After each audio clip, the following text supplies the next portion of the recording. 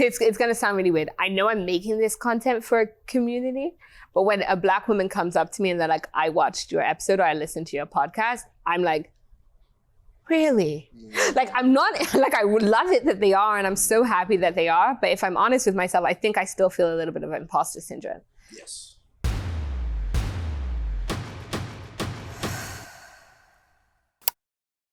Hi there, my name is Tobi, and I'm here for another episode of Two Black Women.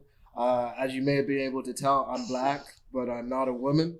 But I'm happy to be here nonetheless to make some history as the first Black man to be a part of Two Black Women with the creator and founder, Solebo. How are you doing today? I'm doing well. Why did I ask you to do this? Because you knew it was a good decision. You knew it was going to work out well. I don't know. I mean, it's going to be rocky at times. I can promise you that. I can promise you that. But we're going to figure it out. Honestly, I was thinking about who could interview me. Yeah. And I was like, who has known me the longest? Probably mom and dad. Yeah. Mom and dad, yeah. But can you imagine mom or dad doing this? I can imagine it. I can't imagine it going well. You know what I mean? I can't imagine them just like not getting what you wanted from the thing. Yeah. So what do you think we're going to do today? What do you think we're going to do today? Yeah. I figured I was just going to talk to you about this. Like, why this? What is this? Like, how did this come to you? It's weird though, because like we've had these conversations. Exactly. So I'm going to ask you questions I know the answers to. Mm-hmm. But for y'all, we're going to get you some answers. Breaking the law. That you have been wondering about. And like hopefully we can just like show everyone a different side to you, I guess. Yeah. But first off, can we tell them that you're my younger brother? The baby brother, not the older brother. Those are all facts. Another fact, the more mature sibling is I. I'll allow it. I'm on your show, so I'll allow it. Thanks. I'll allow it, but I have arguments, but that's okay. We're gonna move on nonetheless. I figured something that might be interesting for people to know about yourself that I obviously already know about. It's just like generally your background. Like obviously people know you're Nigerian. Yes. Born in England. Yes. Moved to Canada. Yep. But I guess like for yourself, when you look back at your childhood, what are things that stick out for you? Like, is there things about England that stick out for you? Is there things about moving to Canada that stick out for you? Yeah, I don't know. I think when I think about leaving England, I felt like England was the safe place. It was like we knew what every day was going to look like. We knew we'd go to this school, we'd get picked up at this time, we'd go here. Like, and I knew my streets. Like, I might not have known them by name. Mm-hmm. I knew my family, friends. And I think as a kid, you think nothing will ever change. And I remember when we moved to Canada, it was like the rug had been like ripped under. And it was I now look back and I'm like, oh, it was a really good thing. But I don't feel like I felt like the safest in Canada. I kind of felt like we didn't know what we were doing. And we had like no real friends here. Like we had a few family friends who we met for the first time. And I remember the first time I ever felt Black was in Canada. Really? Yeah, I feel like in England, I felt Nigerian. Like, because there's so many Nigerians, we were always Nigerian. It wasn't until I came here that people kept calling me Black. And then I started identifying as Black, and I was like, oh, I don't really get what that means, because you watch BT, you watch hip hop, you watch like people would say, Black people do this and that. So I think that was like the first real time that I started to feel Black. But I can say that now looking back, moving to Canada was probably the best decision our parents ever did. Best decision? Why would you say that? I'd say best because I feel like it opened my eyes to the opportunities. I felt like in England, everything, in my mind at least, was very rigid. And I was like, 10? I was really young. But I was so rigid. I was like, this is what I'm going to be doing for the rest of my life. And then I came to Canada. No one knew me. And I was like, I can become whoever I want to be. I can do whatever I want to do. Be whoever I want to be. Whoever I want to be. And so probably best decision in the sense that, I don't know, I just kind of found out who I wanted to be in Canada instead of in England when I felt like. That's interesting. Yeah. And especially interesting is like the dichotomy of being Nigerian and being Black. Yes. Because like, I guess a lot of it is due to the people around you and like the role models that are placed in front of you. Absolutely. But like those very quickly changed once you came here. Absolutely, yeah. Yeah. Are there any like pivotal moments other than moving? But are there any like pivotal moments or people, I guess, that stick out to you when you think back to that time? I think it was a little bit further when I was in high school. Sure. When I started to get into trouble. Oh, I remember. Oh yeah. I started to get into trouble and started to like really act out. And school was not a priority for me. And I was like, I'm gonna do my own thing. And a vice principal and principal actually took it upon themselves to like sit me down, and they're like, you don't know how much of a leader you are. You don't know how much you impact a place where you are. People want to be, how people follow you. And I didn't realize, I was like, okay, whatever. Like everyone has these, like can speak and people listen. And it wasn't until like high school where I really started to take on more leadership roles. And I was like, oh snap.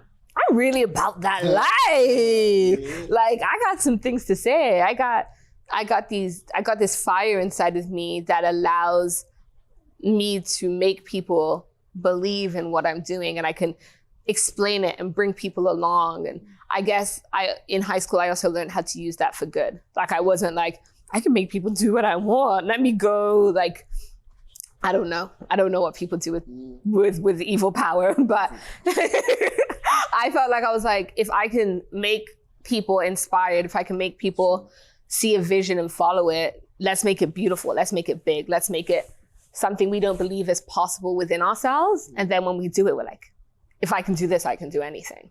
Yeah. And it was interesting to watch it as your younger brother, because I remember doing your rebellious streak. Mom and dad paid all attention to you, so I got away with everything, which was great for me. And then you like just started making good decisions, like really good decisions generally. Yeah. And they were like, oh, she's good. What is he doing now? You know? And what were you doing? Like, I was going through my rebellious streak at that time. Have you got out of your rebellious streak? Look, this is about you. This whole interview is about you.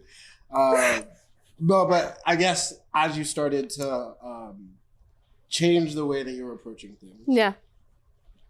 Did it change your expectations for the future? Like, what did you hope for yourself as you looked forward to growing up? I think it absolutely changed. I grew up in a high school where the popular kids were super ambitious. Cool. Like, we were like, did you get A's?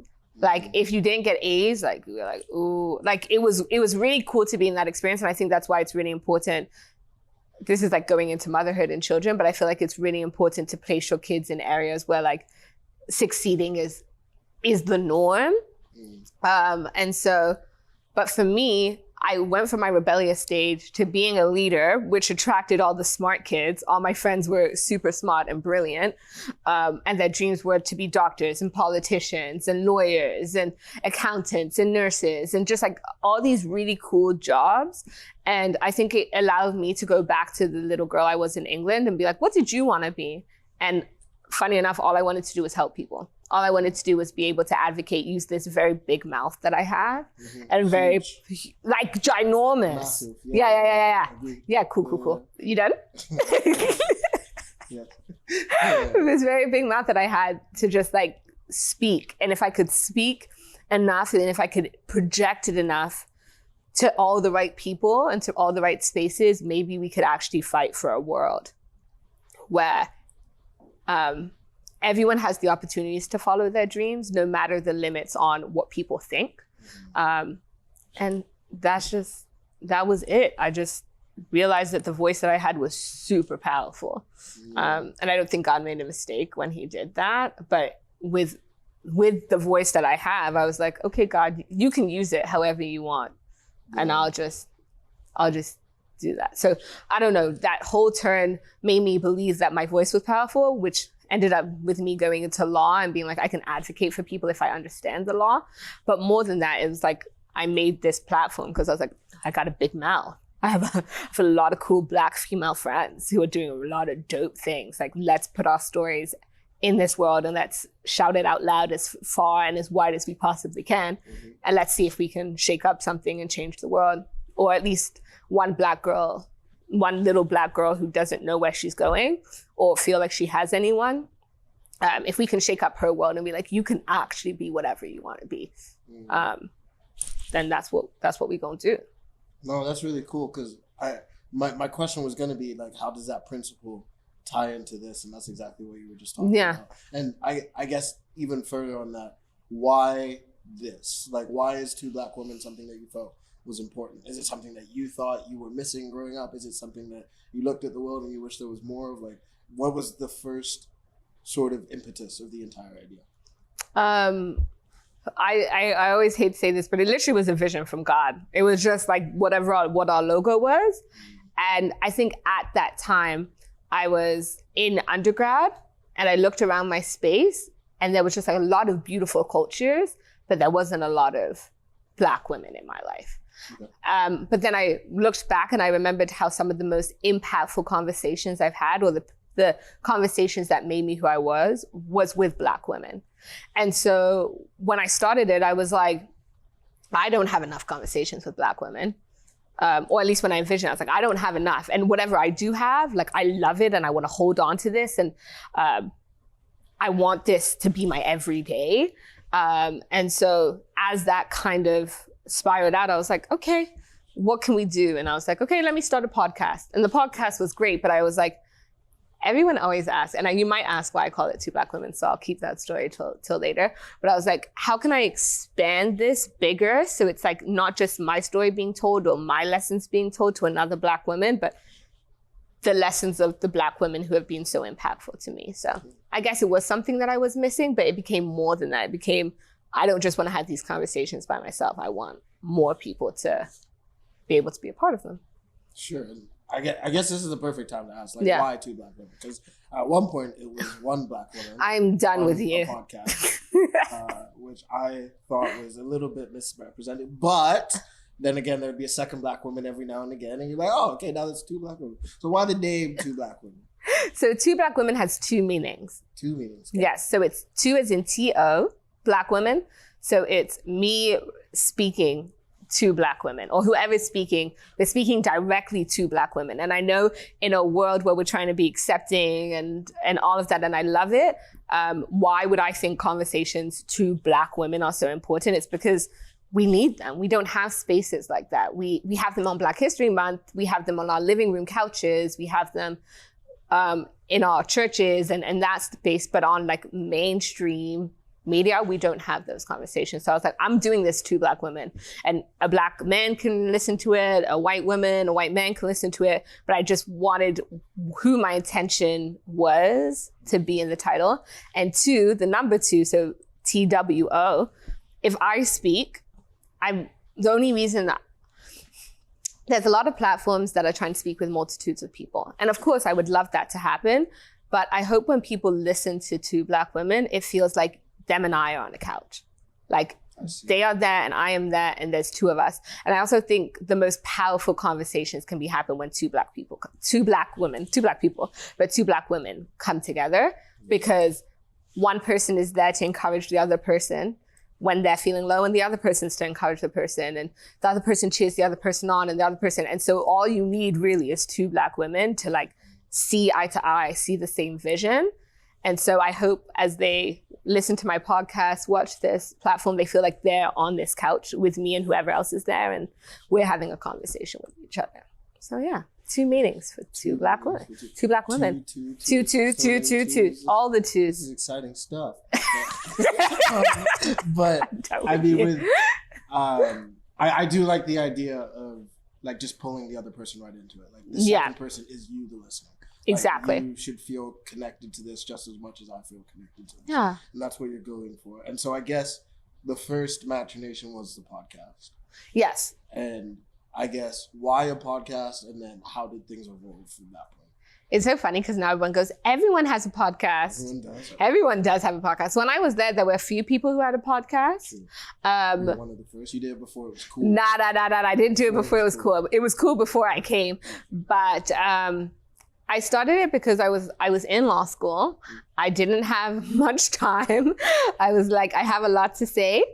How can I say it as fast as possible? I had done the YouTube stuff with Lighthouse Ministry, which I still love and I hope to grow, but I knew how much it took to edit and look a certain way. And I was like, I just want my voice to cut through the noise. And so I started it as a podcast. It's going pretty well. I've been taking some breaks here and there, but I've been taking some breaks to make this happen, like just sitting on a couch with other Black women. And as much as I'm excited to go back to those podcasting days, I think this has its space, and I think this is its time. Yeah, and it's cool to start to see the people that are connecting with. Yeah. I know you've done one season already. Yes. And how did that feel? Tell me about that. So my first season, it was again a vision from God. And I remember I was sitting in my apartment and I have this friend named Michael, and he's a videographer. And I have this friend named Avery, and she's a photographer. And both of them were in my house like the same week. And I think Avery was first, and she showed me her photo shoot. And I was like, I could never do that. She's like, what do you mean? I was like, I'm not the type of person to do a photo shoot. And she's like, what does that even mean? And within that day, we booked a photo shoot. And then along comes Michael the next week, and I'm watching him edit these very beautiful wedding stories, and he's telling stories through these videos. And I was like, oh, that's so cool. I wish I could do that. And we were sitting down. I was like, I had this vision one time, and it was really on my heart. Like he was then. I was like, I had this vision one time to do videos with just like Black women that inspired me. And he was like, let's do it. And I was like, what do you mean, let's do it? I don't know how to do it. And within 2 weeks, we did it. Like the first few episodes of Two Black Women were like planned and scheduled within 2 weeks. And I don't know, it just became this. And I thought season 1 would be it. I was like, after season 1, I had a vision for... I had a vision for 5 episodes. I knew the people that I wanted to reach out to. I had known from time, like I had seen their faces. I knew, like it was so vividly clear that they were supposed to be the ones on it. And so after I was like, okay, I've done what I had envisioned. Let's stop. And then every single person on that shoot was like, absolutely not. If anything, if it was up to them, I would have shot this season. It's like 6 months ago. 6 months ago. What held you back from doing it earlier, I guess? Money, finances. Yeah. I had started a very demanding legal job, which I had put so much effort to go to law school. So I thought, let me put a little bit more effort into articling. Mom and dad appreciated you doing that. Mom and dad appreciated it. Oh, also COVID. Like we did big one. Like we did the first season actually in the first summer of COVID, but we had like a little bit of a break, and then we got fully shut down again. And I was like, I'm just gonna work. And then things happened, met some people, got some mentors, and they were like, yeah, let's make season 2 happen. And somehow we're here right now. Yeah. You brought Tobi onto the team. Onto the team or onto the episode? Which was a huge addition. Honestly. I don't know how you booked me. I'm a busy guy, so like, listen, good on you and your team. Yeah. You guys we made some calls. Your people talk to my people. Yeah. Mom talked to dad. Dad talked to mom.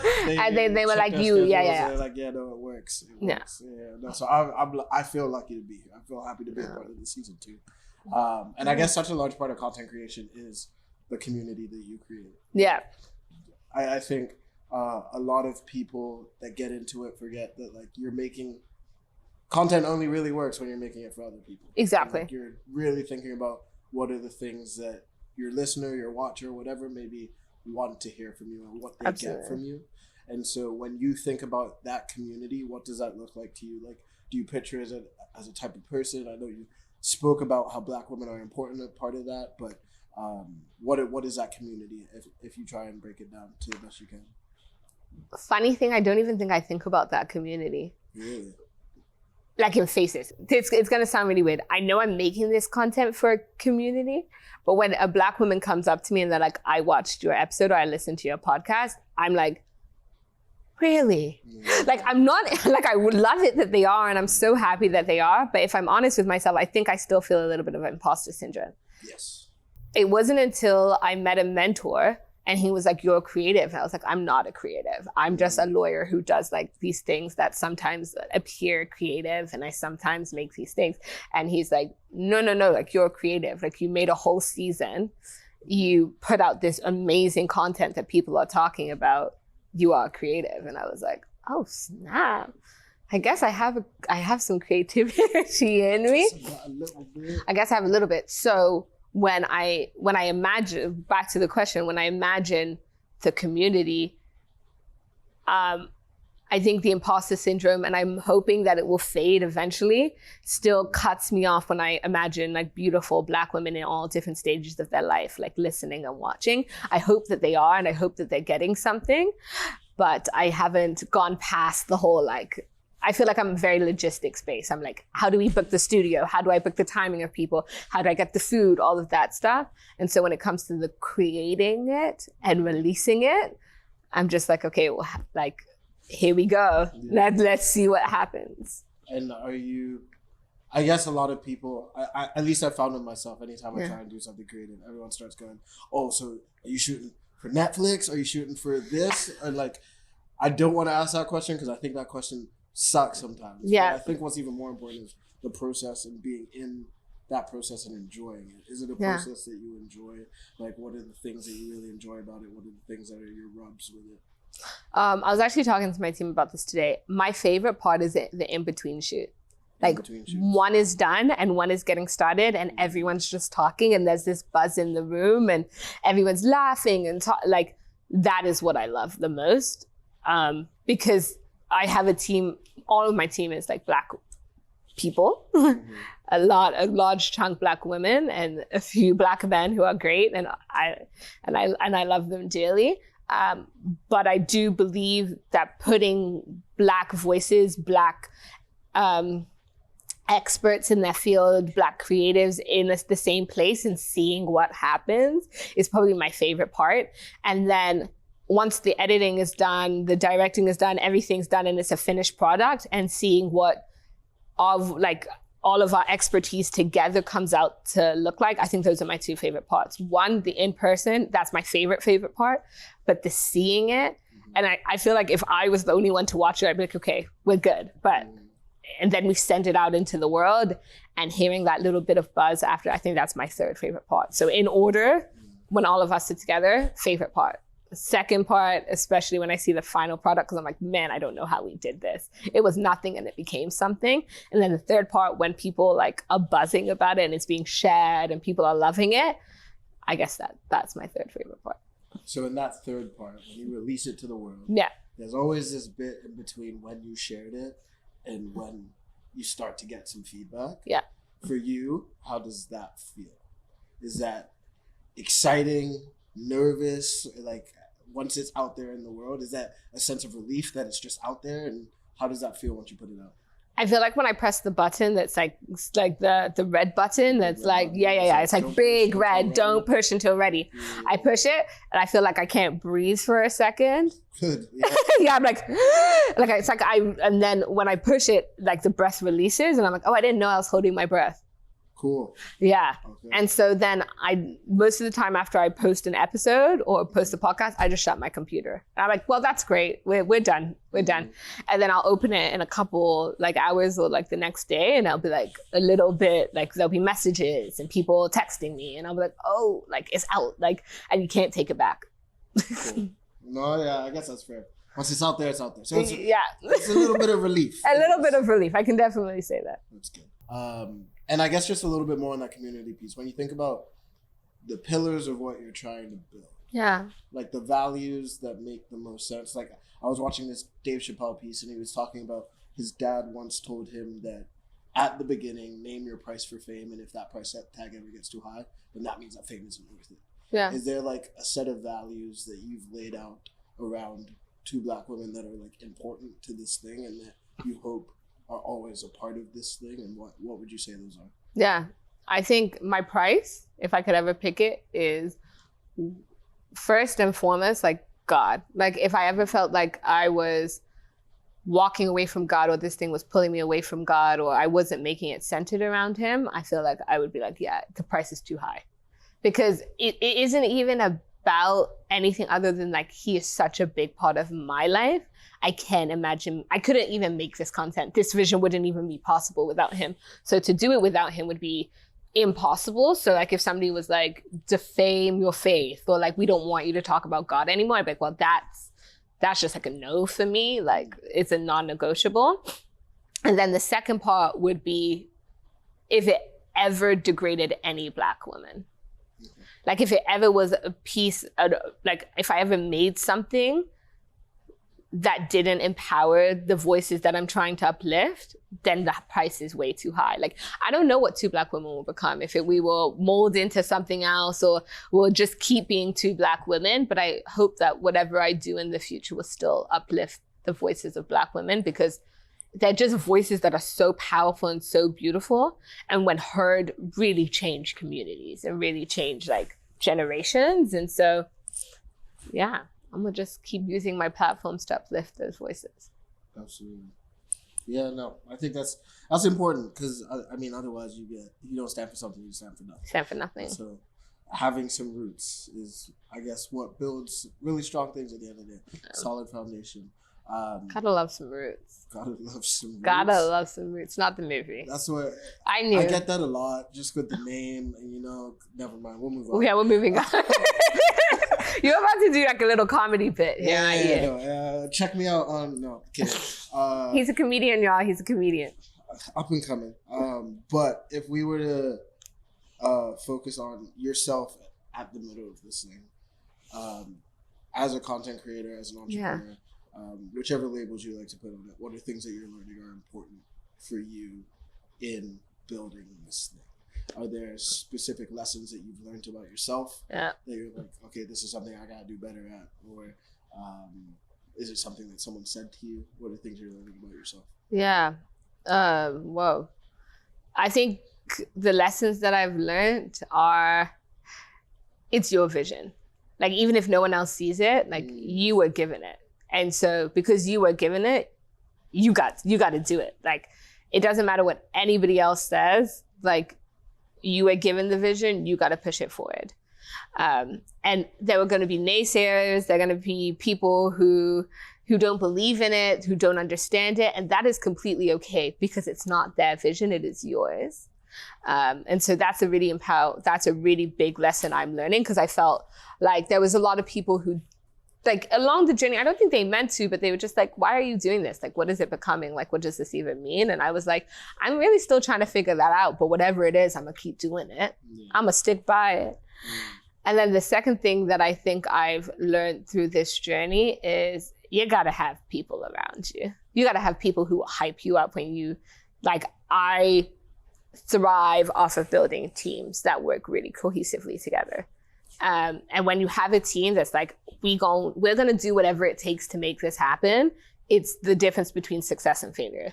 And so I feel like I've learned that the people around me, the people who are allowed to speak into the vision, are instrumentally important, because I have to trust their vision. I have to trust that they have the best intentions for me, for two Black women. I have to trust that they are going to put like their hardest, like they're gonna put everything they have when they have the time to be in this, because it's like, if we don't put all that we have in it, then if it fails, then it's on our face. Like, it's on our name that it failed.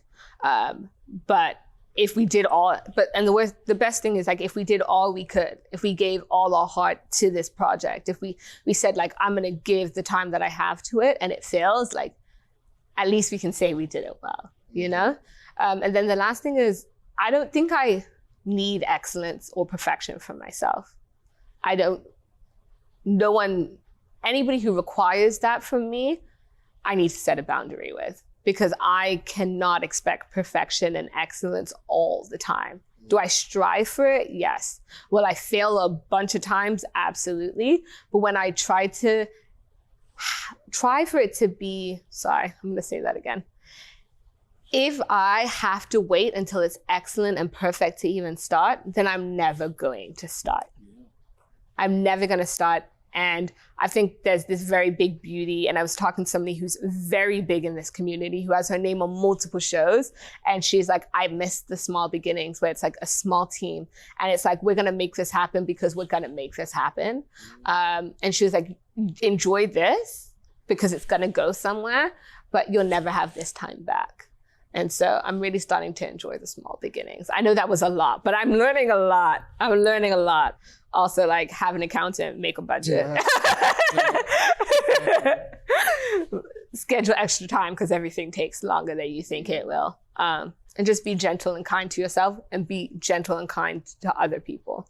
Like be gentle and kind with everyone that you come in contact with, no matter if they're the highest of highs or the lowest of lows, whatever that even means in the society. But it doesn't matter who. Like, be kind, be gentle, be loving.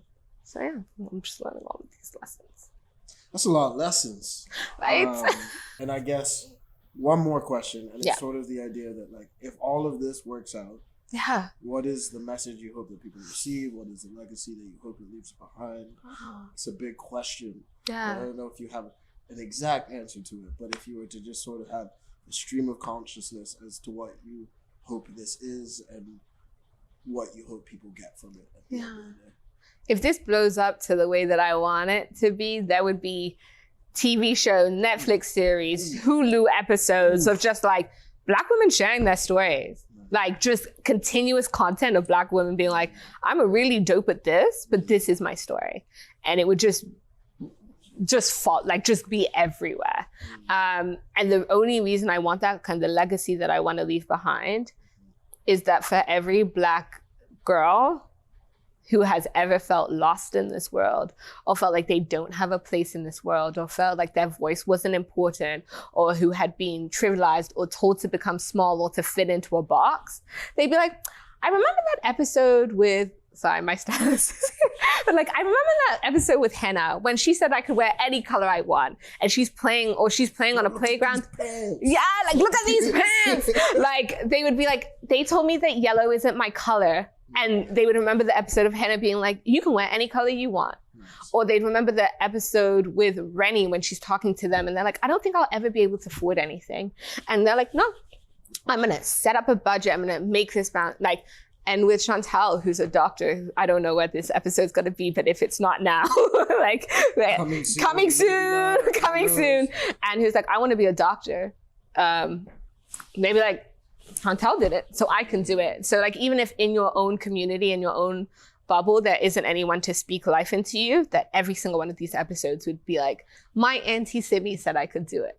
And if you, and I believe that every Black girl can do it, that their dreams are possible and relatable. And if it's all they need is to hear like, my Auntie Simi believes I can do it, then your Auntie Simi believes that you can do it, baby girl. Go. And baby girl, you gonna do it. And I'm gonna support you every single step. You need a call me. You need a text me. You need a reminder that you are beautiful and wonderfully made, that God has made you with purpose. I'll tell you, don't let anybody step on your dreams. If somebody tells you that you are too big, tell them to be quiet. Tell them that the purpose inside of you is too large and too great for them to tell you that you can do what you cannot do. Sis, you can do anything. And baby girl, when it's hard, when it's real hard, just know that there's a light at the end of the tunnel, and that light shines so bright.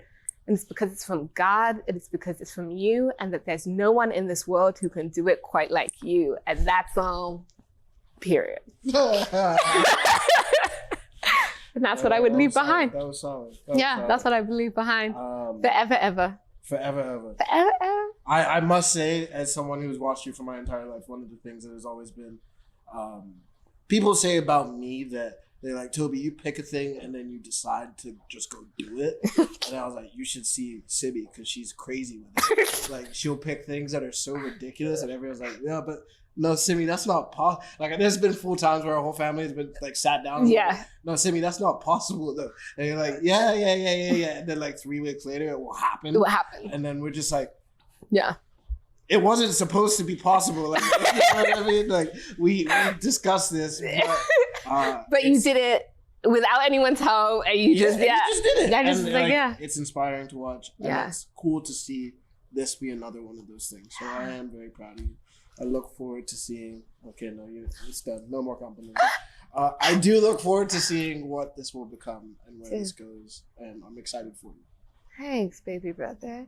I'm excited for you. For me, I feel like as the first Black man on two Black women. As the first Black man on two Black women, I can say that I'm really excited for you. I think I learned so much from you, because you do the exact same thing but for me, but sometimes even crazier dreams. You're like, I'm gonna do this thing. And I'm like, okay, I believe in you, but like you never had an interest in that before. You're like, yeah, but now I do.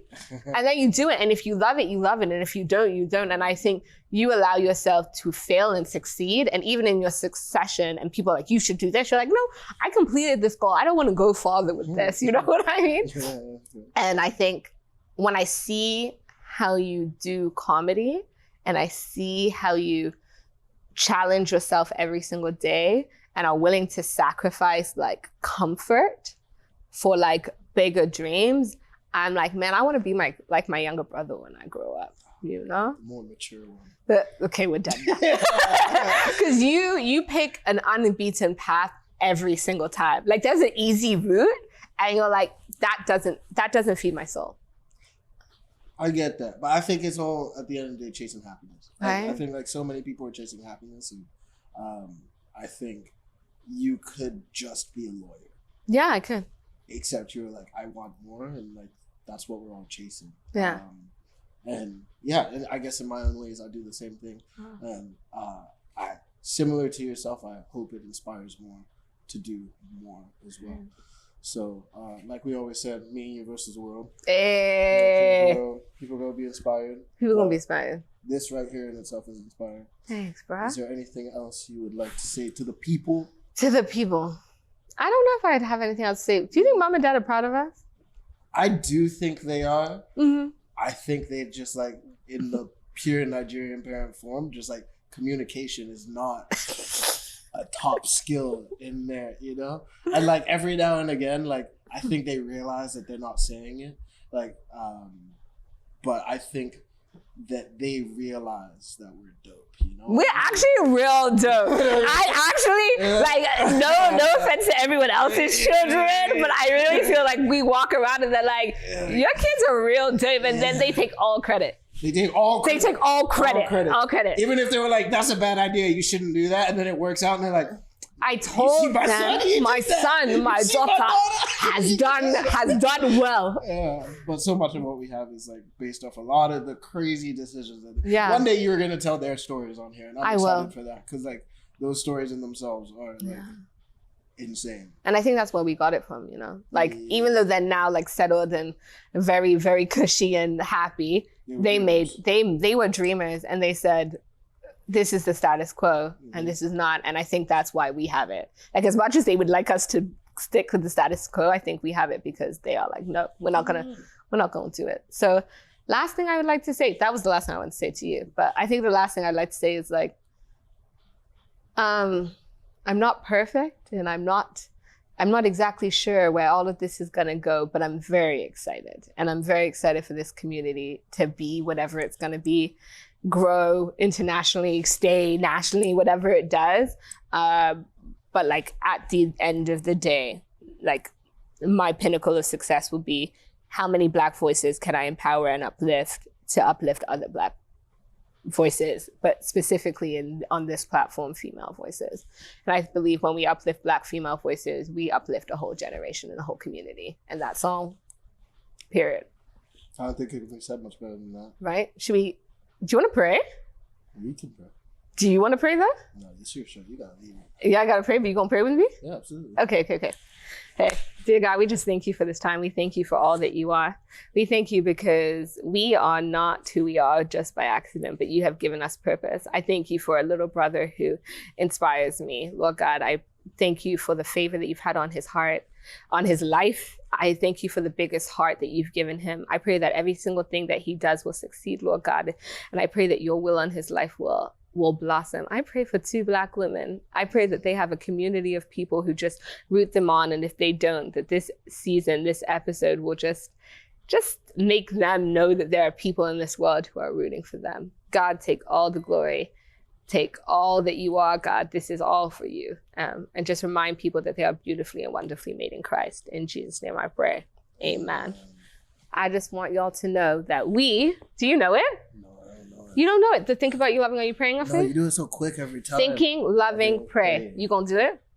Okay. Are we doing it this camera? I'm gonna do it in that one. You're gonna do it in that one. Okay? 3, 3, Okay, here we go.